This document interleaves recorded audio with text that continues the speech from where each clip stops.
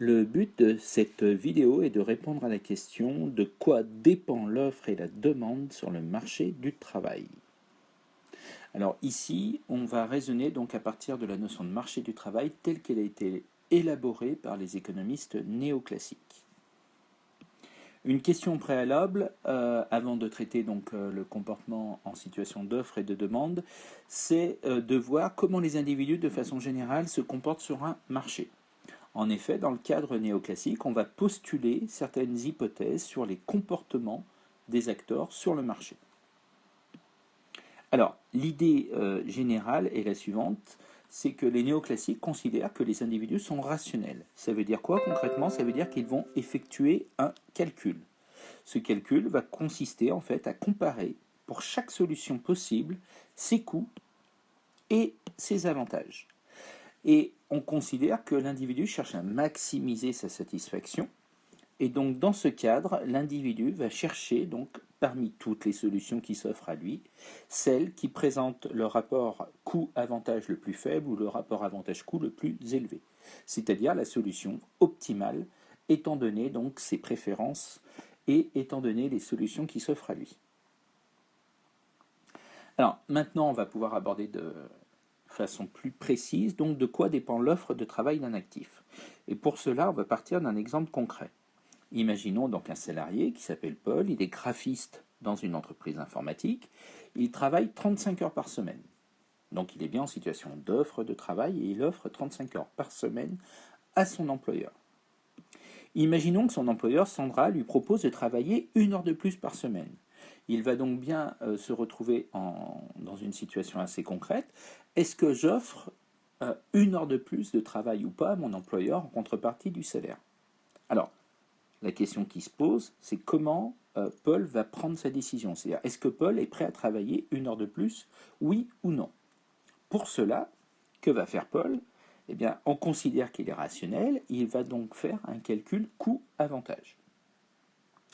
Dans ce calcul, on va d'abord voir les coûts. Alors, quels sont les coûts de travailler 1 heure de plus? Il travaille 35 heures, travailler 1 heure supplémentaire, donc une 36e heure. Qu'est-ce que ça lui coûte? Eh bien, en fait, ça lui coûte 1 heure de fatigue en plus, c'est-à-dire 1 heure de loisir en moins. Le travail étant vu ici comme quelque chose de pénible et de contraint, alors que le loisir, on en fait l'usage que l'on souhaite. Les économistes considèrent ici qu'on peut parler de disutilité marginale du travail. Alors, ce terme paraît compliqué, mais on va expliquer les termes un par un. Pourquoi désutilité? Eh bien, en fait, on considère qu'une heure de travail, c'est justement pénible. Ça n'augmente pas ma satisfaction. Ce qui augmenterait ma satisfaction et ce qui serait utile, c'est 1 heure de loisir, puisque je peux l'utiliser exactement comme je le souhaite. C'est pour ça que les économistes néoclassiques parlent de désutilité. Pourquoi marginal? Alors ça, c'est un raisonnement qui est assez fréquent donc, chez les économistes néoclassiques, c'est de considérer qu'une variable n'évolue pas de la même façon au fur et à mesure qu'elle augmente. Exemple, prenons un chômeur, on lui propose 1 heure de travail, la désutilité de cette heure de travail va être plus faible que quelqu'un qui travaille 35 heures et à qui on propose une 36e heure. Et ça, c'est important de le comprendre, c'est que l'utilité, enfin la désutilité du travail va justement augmenter plus on fait d'heures. Donc, première chose, comment savoir si Paul est prêt à faire une 36e heure?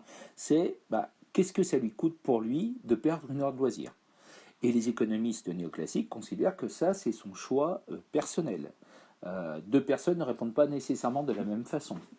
Mais toujours est-il qu'on sait que plus on ajoutera d'heures à un salarié, plus il risque de trouver cette heure supplémentaire coûteuse en termes de perte de temps libre. En face, quel est l'avantage de travailler 1 heure de plus?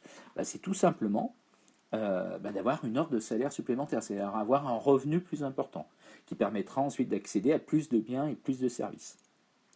Alors, on pourrait appeler cette heure de salaire supplémentaire l'utilité marginale du travail. C'est-à-dire, qu'est-ce que ça m'apporte d'avoir 1 heure de salaire supplémentaire? À ce propos, là où on voit que le raisonnement marginal est intéressant, les heures supplémentaires sont d'ailleurs payées davantage, parce qu'on considère qu'une fois que le travailleur a effectué, par exemple, 35 heures, les heures supplémentaires sont quand même plus pénibles, plus coûteuses en termes de perte de temps libre. Donc elles sont mieux rémunérées. C'est bien dans un raisonnement qui vise à équilibrer les avantages et les coûts. Donc comment Paul va se décider? Ça va dépendre. Est-ce qu'il préfère travailler une heure de plus, donc avoir une heure de salaire de plus mais une heure de loisir en moins? Ou alors, voilà, il a un salaire qui lui suffit, il a des préférences qui fait qu'il préfère s'arrêter à 35 heures et ne pas faire d'heures supplémentaires et donc avoir une heure de temps libre de plus. Voilà à quelle situation est confronté Paul et comment il va effectuer son raisonnement. Alors, comment le montant du salaire influence le choix de Paul? C'est assez simple.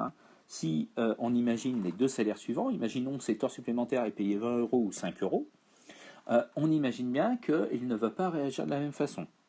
Si le salaire est de 20 euros, il y a des grandes chances que les avantages l'emportent sur le coût. C'est-à-dire, oui, ok, je perds une heure de loisir, mais je gagne quand même 20 euros. Imaginons qu'il est payé 10 euros de l'heure habituellement, par exemple. A l'inverse, vous êtes payé 5 euros, il y a des chances que cette heure supplémentaire, là, cette fois, vous ne la fassiez pas, parce qu'en gros, les inconvénients l'emportent sur les avantages. Donc ça, bien sûr, que ce que je viens de décrire, c'est un choix complètement fictif, mais c'est pour vous faire comprendre le raisonnement. C'est-à-dire que plus le salaire est élevé, plus Paul est encouragé à faire une heure supplémentaire, étant donné sa démarche rationnelle et son calcul coût-avantage.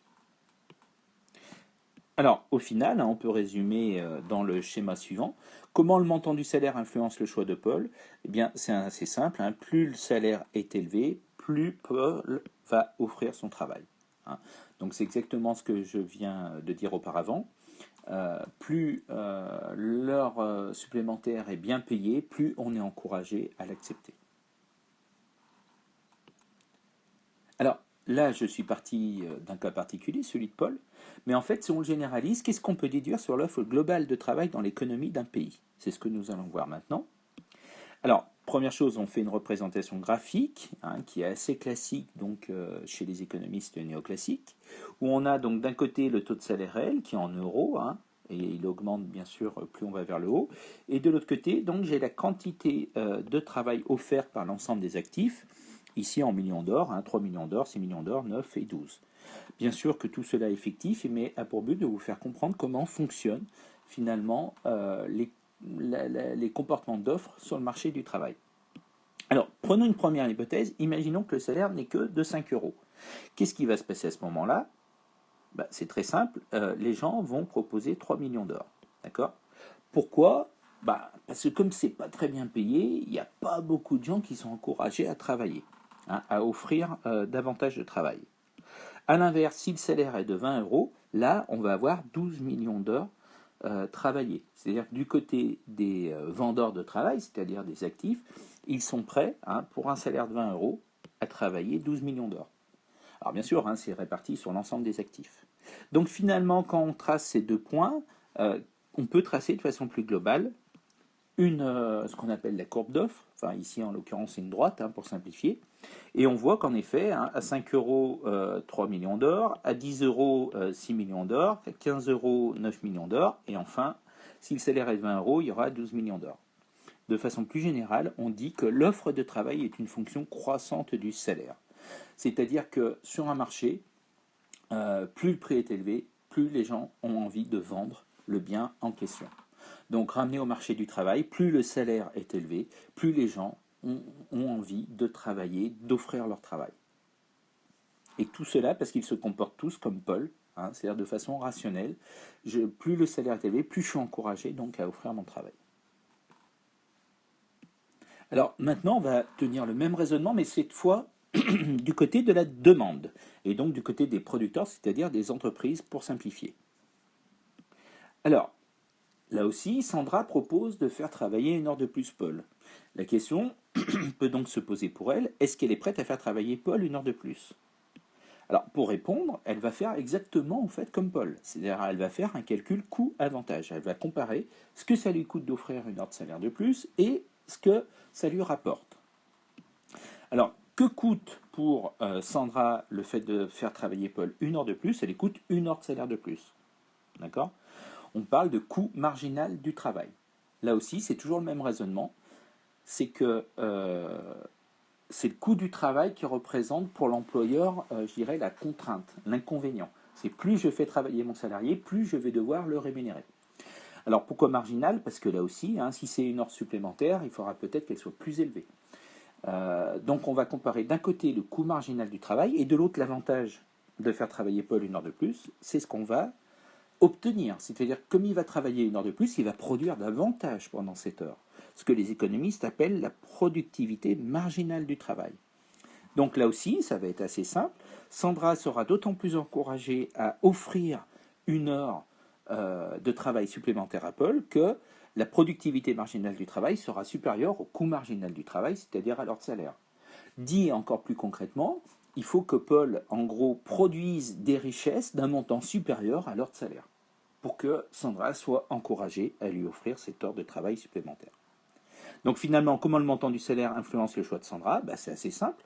Si le salaire est de 5 euros, en une heure, il y a des grandes chances que Paul produise plus que 5 euros. Donc là, on voit que les avantages l'emportent sur les inconvénients.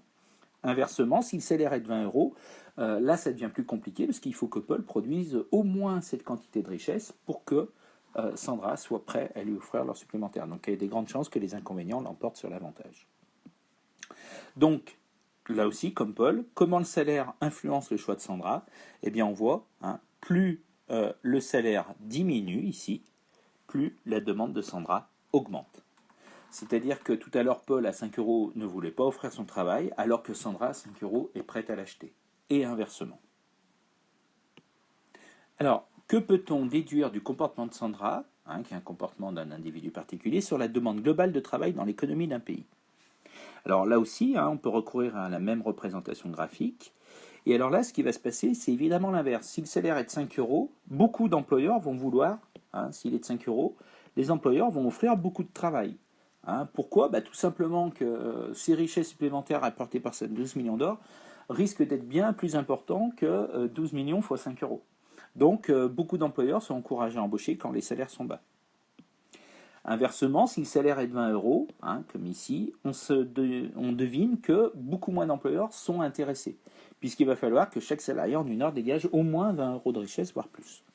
Donc ici, on considère que la courbe de demande est décroissante, c'est-à-dire que là, c'est comme tout à l'heure, si le salaire est de 5 euros, on propose 12 millions d'heures. Si il est de 10 euros, on propose 9 millions d'heures. S'il est de 15 euros, on en propose 6 millions. Et pour 20 euros, que 3 millions. Donc on dit de façon plus générale que la demande de travail est une fonction décroissante du salaire. Ça veut dire quoi? Ça veut dire que plus le salaire est élevé, moins il y a de demande sur le marché du travail. Et inversement, plus le salaire est faible, plus les employeurs demandent du facteur travail.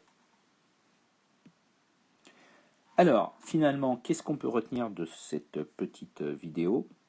L'idée centrale suivante, l'offre de travail est d'autant plus forte que le salaire est élevé et inversement. La demande de travail est d'autant plus forte que le salaire est faible et inversement. Donc il faut que vous compreniez bien que sur le marché du travail, comme sur n'importe quel marché, l'offre est une fonction croissante du prix, c'est-à-dire du salaire, et la demande est une fonction décroissante du prix, c'est-à-dire ici du salaire. Voilà.